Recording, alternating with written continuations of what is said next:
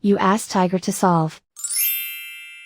This deals with linear equations with one unknown. The final result is x equals -10. Let's solve it step by step. Group all constants on the right side of the equation. Add 5 to both sides. Simplify the arithmetic.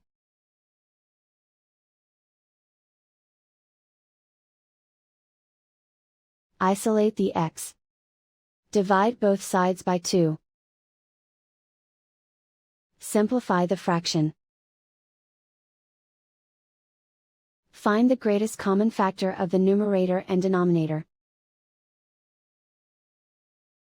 Factor out and cancel the greatest common factor. And so the final result is x equals -10.